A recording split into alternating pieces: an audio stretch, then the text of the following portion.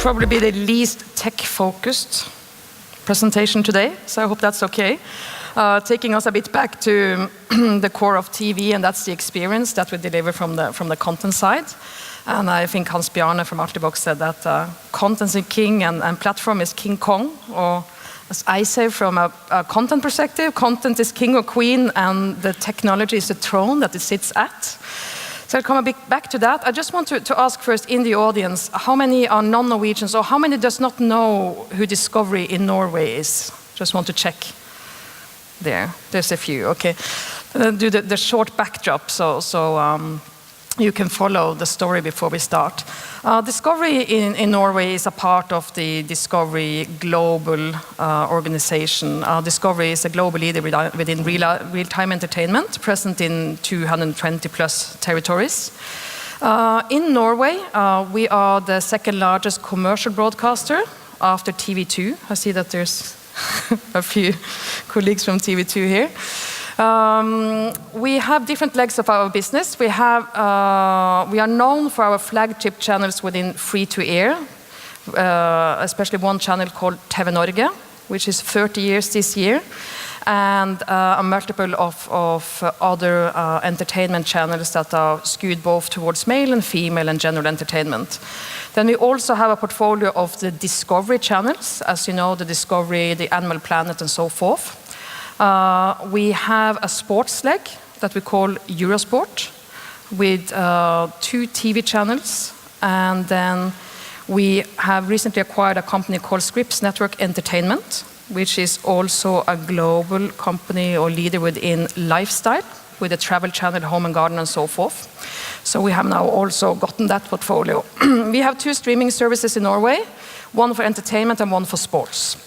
So I'll come a bit back to that. We didn't used to be within the sports area of the business. We were used to operate within the entertainment sphere.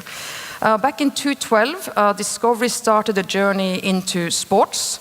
It was a very strategic, deliberate move out of one is like the business rationale, that one can make good money out of sports and what one saw in the US with the ESPN.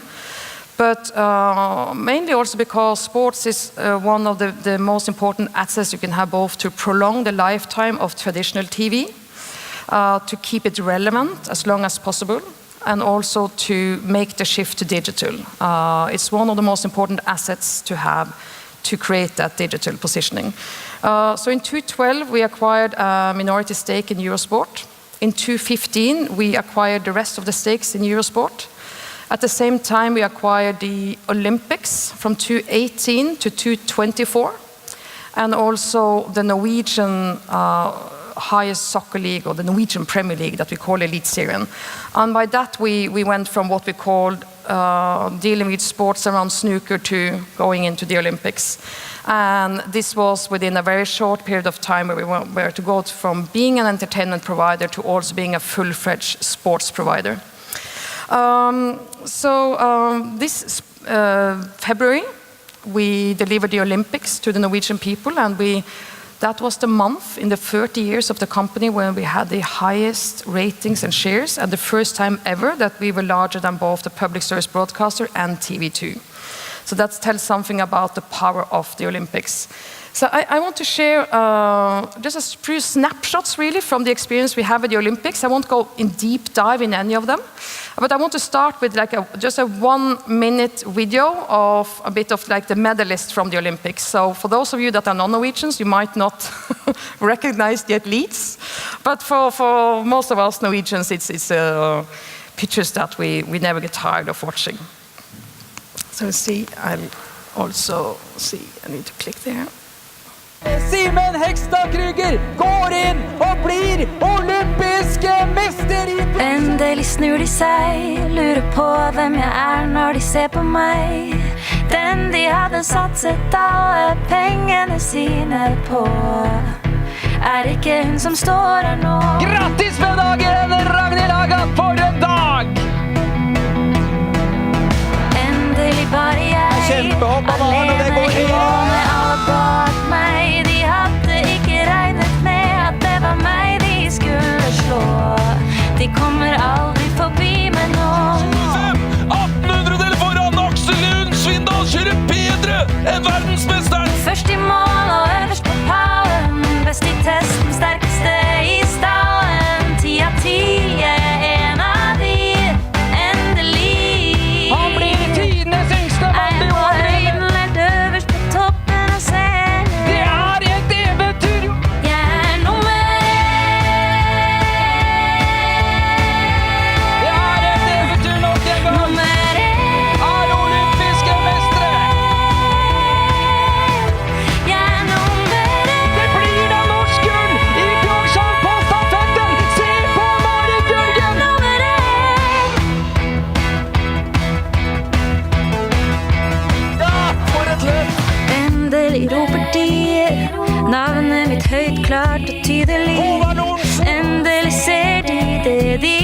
aldrig trodde de skulle få se. Johannes Østfold Klæbo som leker med resten av verden. Fra å være en ingen visste om I går.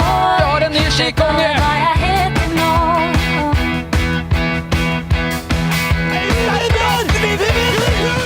Først I mål og øverst på pallen. Best I testen, sterkeste I staden. 10 av 10 en av de.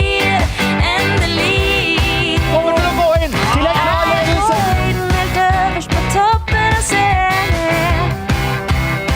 Jeg nummer 1. Endelig gull I lagkonkurranse til ett lag. Nummer 1. Jeg nummer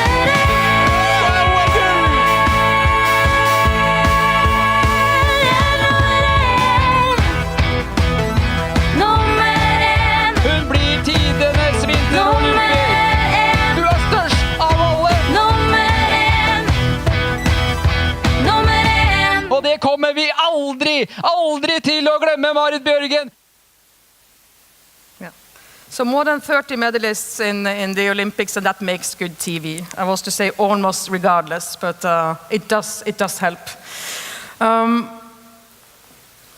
This is a bit to the backdrop. When we got the rights in 2015, we did know at a local level that we were kind of interested in the rights. At this time, I hadn't joined Discovery, but I had signed up for Discovery, and one of the bets were that the company really meant what they said, and that was that they were going big within sports. So when I saw the article about the Olympics, I remember that I called my brother and said, it was actually true, it wasn't a bad bet. So it was a big surprise. Everybody were extremely happy, but at that point we were a sports editorial team of 1.5 person. So it was a big surprise, extremely happy, and at the same time it was like a complete shock, because it was like, this is like a very short period of time to turn around and create what needs to be created. Because in Norway, for those of you that are non-Norwegians, the Winter Olympics is kind of you can't get any kind of better live event that gathers the nation. And we had a public service broadcaster who had the rights for years. They did a tremendous job. Then TV2 got the rights for a few years and did the same. They did a tremendous job. So for us to get this right and not to get this right with knowing what we were against, the bar was so high. So yeah, we had to put in a lot of work. I want to tell you a bit about the choices that we worked with. For us, getting a right like this, I said we really had to work about, where should we aim? We were up against, the perception of what TV2 and NRK had done for years. The bar was extremely high. The Norwegian audience has a certain expectation to what this production is to be, how it's to be delivered. We really had to work on what choices to make. We fell down on the choices that we would not compromise the editorial coverage or quality of the editorial coverage. We will do it at least at the same level as NRK and TV2. Not, like we said, not joke around with the sports. This we need to do dead seriously. We really need to work on the how, but how is this to become our product and not just like a copycat of what TV2 and NRK had done before? Because our DNA is different. We're known for more for the TV Norge flagship channel. It's a bit like the #1 in humor. We have our own tone of voice. So we really had to work on what are to be the concepts around the Olympics, but not at least also in the editorial coverage. How to give sports the seriousness that it needs, but at the same time our tone of voice. We needed to work a lot on how to reach the younger audience.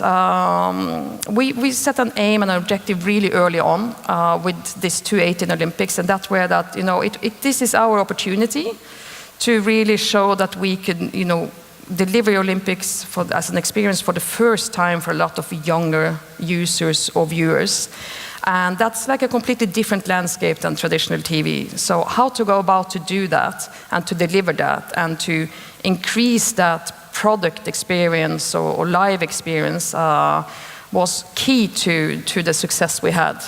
And in addition to that, the fact that these Olympics were what we call digital prime time. It's an 8-hour time difference between Pyeongchang in South Korea and Oslo. Most people were in the office while the biggest Norwegian events were on. So we needed to work on how to solve that. And then not at least the last one, which is with such an expensive right. One thing is to creating a success then and there, and the other task to kind of deliver on is how to create a lasting effect of the Olympics to the benefits of both the entertainment and on the sports, which we worked heavy on. So I just want to share with you a bit on what were the actions that we took in the beginning. We deliberately worked on how to find the best people that could suit, to really show that we took the editorial part of the Olympics with the seriousness that it demanded, but at the same time with our tone of voice. We started very early with gathering what we found to be, for our part, the best team that we could have to cover the Olympics, both in Pyeongchang and from Oslo.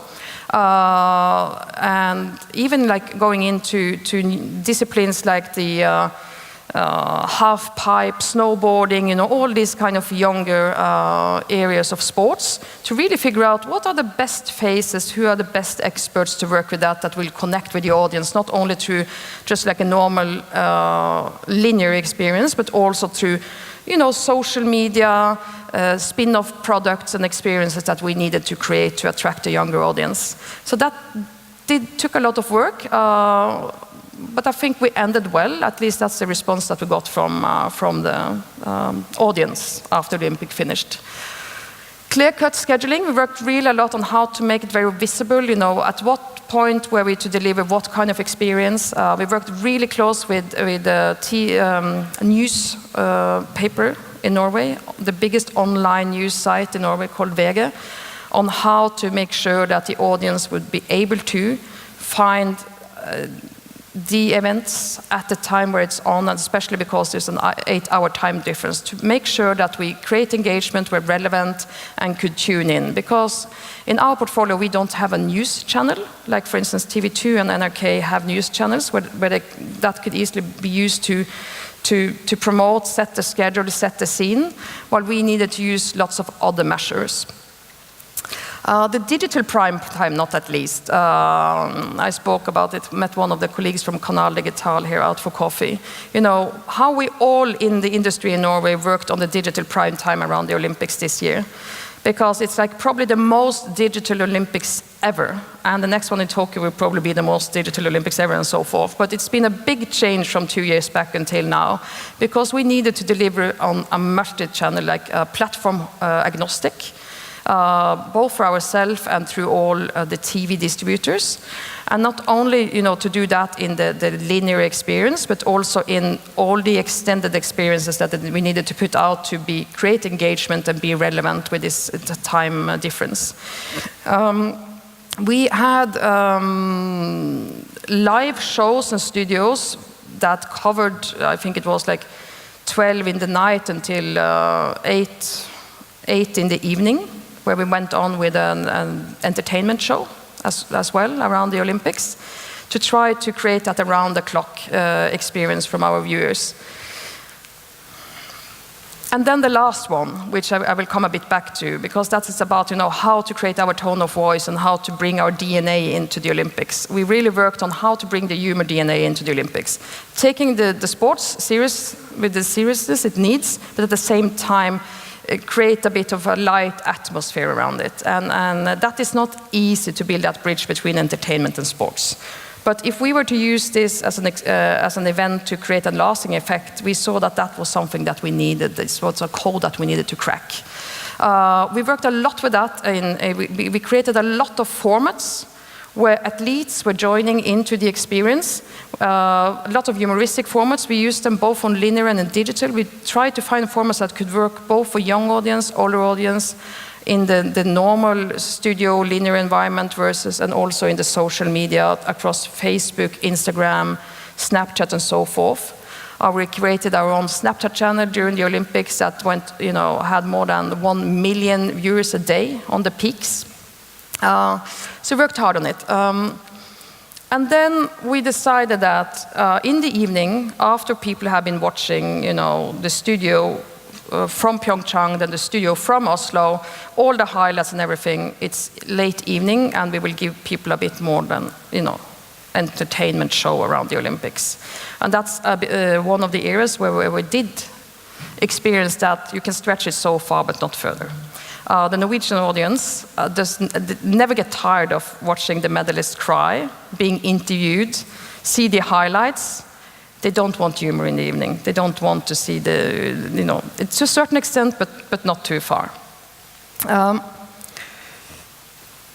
We did set, really groundbreaking records. On the highest shares we had, it was 95 out of 100 people watching TV were watching the live events, either through a traditional TV signal or through TV distributors or our own streaming service on the Eurosport player. It was just simply amazing, and internationally in Discovery, this is numbers that I haven't seen. We had been explaining for years that the Winter Olympics is a big thing in Norway, and we had gotten that understanding and the budget frames and everything we needed, but it's the difference between understanding it theoretically and seeing it by experience, what happened in Pyeongchang. It was just purely amazing. And this did give us an effect. This is just a snapshot from this year. And this is the, I don't know if it's the latest updated numbers. It might be from March. But it's just to show, and it's not to look at the competitors really, but it's to show on our side, that we have been increasing our share this year with 25%. And that is not only due to the Olympics, it is also because of the effect that we were able to create before and after. And that shows the strengths of sports, basically. Some learnings I want to share with you. Always funny to hear about other people's mistakes. We did do a few of them, or I could entertain me a whole evening with some of them. We were very eager to make sure that, since we are advertisement-based TV channel with TV Norge, that we were to have a split screen for commercials to assure that we didn't lose the picture of the athlete if something happened. But when you put on these split screens, you put on the advertisement, you kind of do plan it according to the competition. You do know when the athletes are starting, how many minutes it would take until they are at a certain area of the slope and so forth. This example is from the biathlon. We knew when they started, we knew when they would be shooting, we knew who would be, we thought we knew who would be the top 3 and so forth. So we had really scheduled when to put on that split screen. At the same time, we had decided that all the medalists from Norway were to be interviewed as a winner interview in our studio in Pyeongchang, and that was to be sent home to Oslo for the evening show. So there were multiple things going on at the same time. But we didn't plan for the fact that there would be 3 or 4 medalists a day. So it created like a complete, the first few days, like logistics on having enough cameras, cameramen, accreditations and so forth to have this play together. So in the middle of trying to deal with these kind of winner interviews that were way more than what we expected, and there were a biathlon competition going on, we put on the commercial as planned, and then the unexpected happened. There was a Norwegian athlete that we did not expect to be of the top 3, that all of a sudden started to perform well, and we were not able to capture it on the camera. And I just want to show you how it played out. This, I think, was day 2 in the Olympics, and this is like the worst, the nightmares of the start of anything. Luckily, it ended up to be only that one time. After that, we actually manually put on the commercial every time. So even I was in Pyeongchang for like 8 or 9 days. Most of the time I was in the broadcasting center watching the screen like this together with my production staff. And even when it was like the biggest competition on with the Norwegians, my colleagues said, no, we'd rather stay here and make sure that the commercial comes on at the right time instead of being out on the arena. So that's how serious we took it, but it didn't start well. I'll show you here. So you all know how the Norwegians look. They're the one with the red and a bit blue on the... På Anastasia Kuzmina. Nei, det er helt tydelig at skyteformen er på frammarsj. Then we go into the commercial.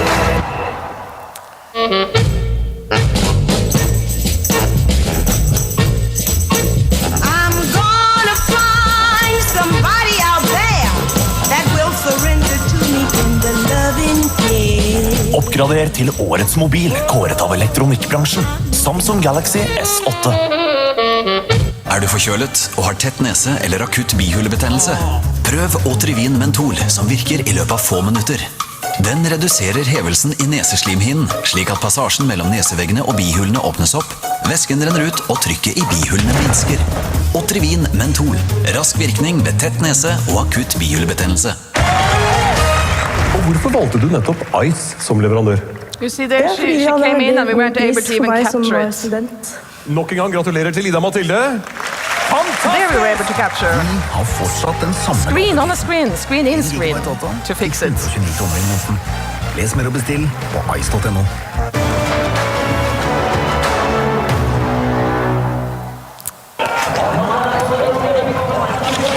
Ja, Marte Olsbu. Ja, nydelig stående serie av Marte der. Fullt hus, 5 rett ned.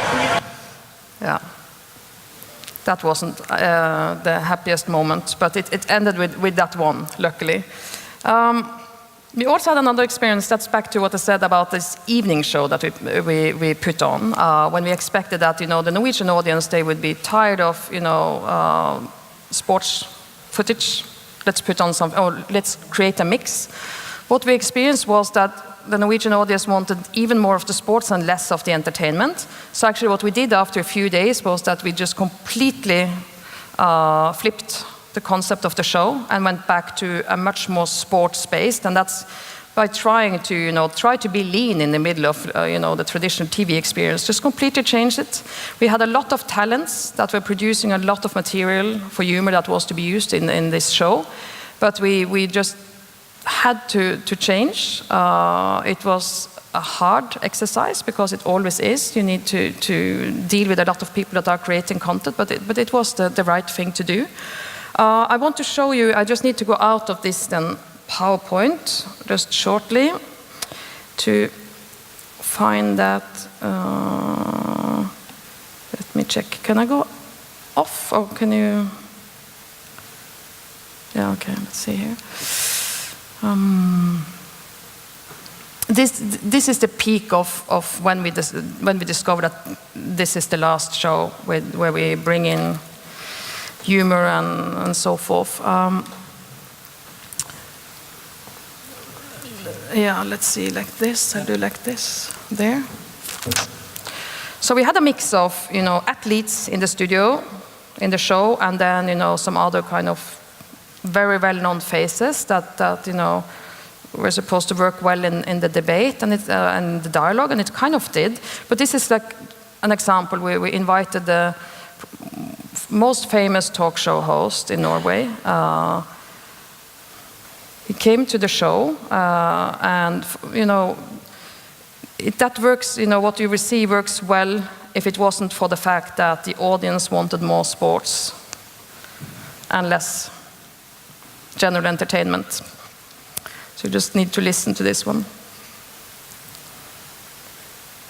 17 år har jeg ledet Nytt på Nytt. Spurte jeg mange ganger om å være gjest. Du har takket nei hver gang. Nå det OL-kveld, da kommer du. Jeg har brukt unnskyldningen. Jon, jeg kan ikke være med i det programmet som går før meg selv, for det blir veldig rart og litt for stor dose på en kveld. Nå har jeg ikke den unnskyldningen lenger. Da sitter jeg støkk i et program hvor jeg ikke kan noen ting. Men jeg kommer til å lære masse. Ja. Men det skal vi finne ut av. Jeg er helt sikker på at du har noe å bidra med. Det kan hende. Ja. Du ikke nødvendigvis den mest sportsinteresserte her, men jeg vet at du veldig opptatt likevel av idrettsutøvere. Ja, jeg er interessert i folk som driver med sport. Jeg bare ikke sånn som står opp og ser på det. Du jo et konkurransemenneske, Fredrik. Jo, men det der, fordi du ikke sånn som driver og pusher deg selv på trening og sånn, men du har likevel... Det bare tar du for gitt. Nå begynner jeg å ro veldig. Men det jeg mener da, er at du har på en måte kanskje noe av det... Hysj nå da! Yeah, good guitar. I'll stop it there. But you got the concept. This evening we decided that from tomorrow we're changing. But for the ones that wanted the general entertainment, it was perfect. So we got very mixed feedbacks on it. The one was like they really wanted this general entertainment, while it was the other part of the Norwegian audience that said that we just simply want to see more of the sports the winner interviews, and so forth.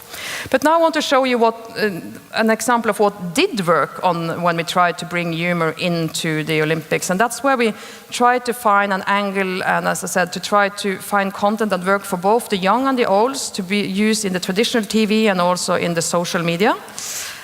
We brought in athletes to try to do some humoristic stuff with us, which most of them really enjoyed. This example I'll show you now is for those of you again that are not Norwegian. These are from there's some alpine skiers. We have a few very famous ones in Norway, as you might know, and they've been famous through 3 generations at least. So it's the Lasse Kjus and Kjetil André Åmås. They're the kind of they're not competing anymore, but they used to be like the Olympic champions and so forth. And then the 2 generations that come after them are more or less as good as them. So what you will see is like 3 generations of the alpine skiers playing out in this one. And this one is texted in English, so you can follow it.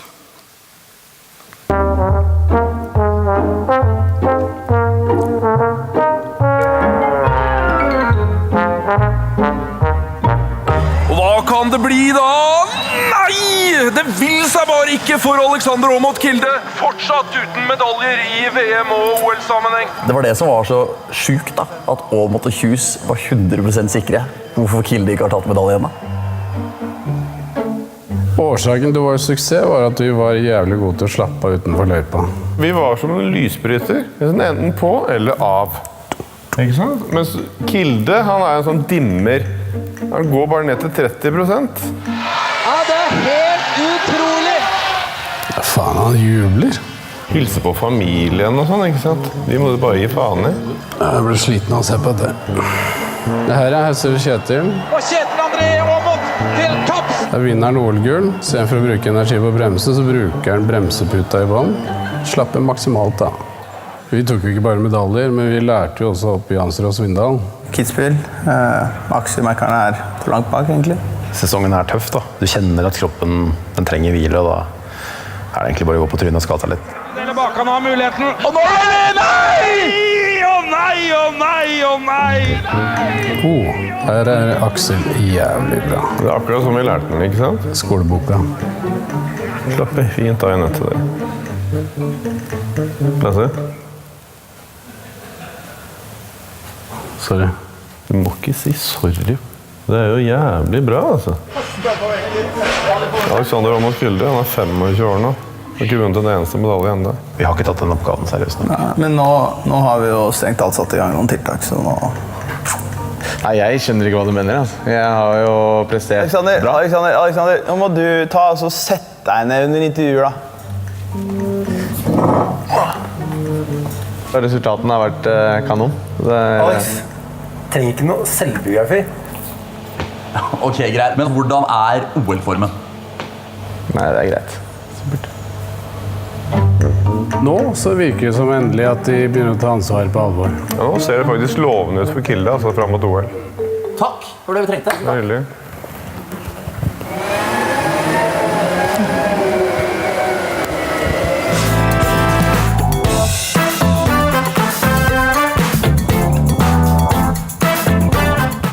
So this was actually so well received both on traditional TV and in social media that it was.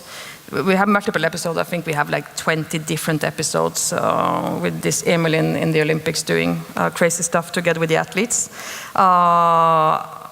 It was used by several other sister and brother companies within Discovery, texted of course during the Olympics because they saw that it was great fun.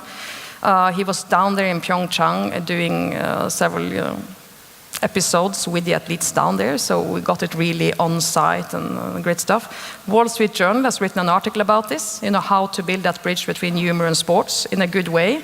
Very interesting for those of you that want to dig more into it. A bit about the impact. We really used, the one is like the results of the Olympics that, we had great shares and so forth. The other one is like that we used the Olympics really to build in the use of our talents. to build in the use of the humor and to build that bridge to our entertainment spring. And what we saw also is that we have had amazing results throughout the spring, not just directly after the Olympics, but it was really a way for us, again, to reach out to audience that might not have like a very strong relationship to our brands from before, or to kind of re-engage with a lot of users that, now are less loyal to brands and just go for where the content is. So we have had really good results on the entertainment spring. And there's a lot of learning in this. And what we're trying to do now is really to take out learnings from this and bring it into the way we work, both within, building the bridge between entertainment and sports, but a lot within the digital sphere on how to create engagement, how to expand the content experience in multiple angles towards multiple user groups. So what we're next up to now, that we already started to plan, and the first bookings are done, is the Summer Olympics in Tokyo in July 2020. To make that a success, we need to start already now, and we have started, and now again, we know that it will be the most digital Olympics ever. It's the same time difference. It's in the middle of the summer when people are on holiday as well in Norway. So it's a great challenge and a great opportunity. So that's what I wanted to present today. Yeah. Thank you very much. Yes.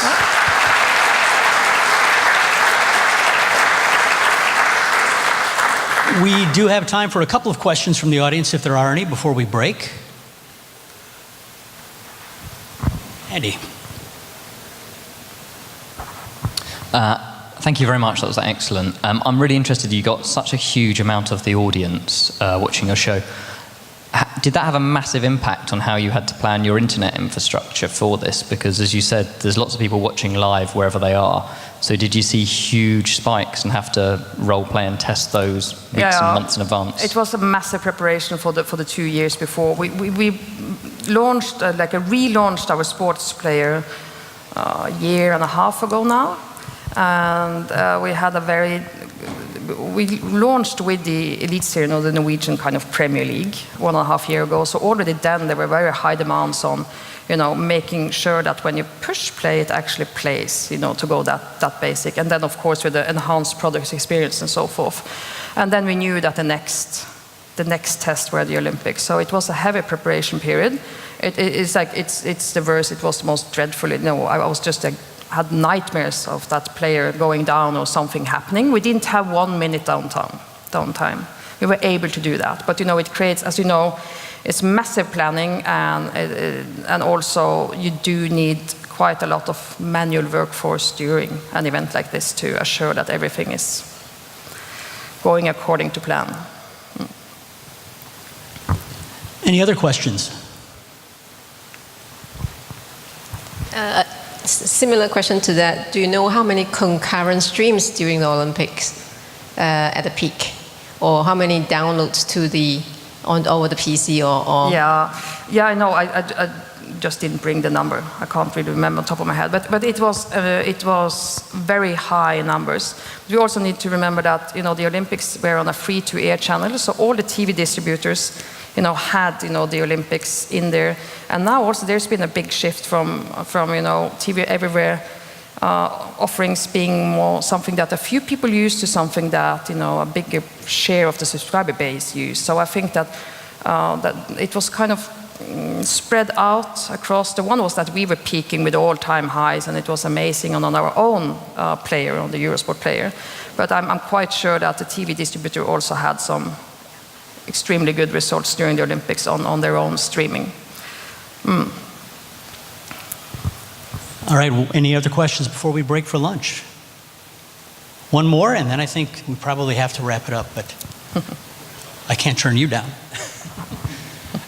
First of all, thank you so much for that lovely presentation, Tina. It's great that you give us a perspective that a lot of people in this room don't think of, because it's pre-transcoding, pre-CDN, pre-distribution, and the production nitty-gritties that we look at.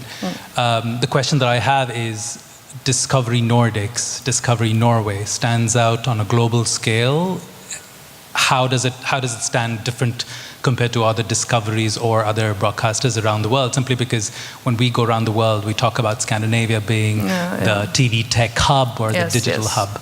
How do you stand out? It's the Nordics is in the forefront of user behavior. We know that in the shift towards digital. So we very much use within the Discovery group, use experience from the Nordics to share with other countries.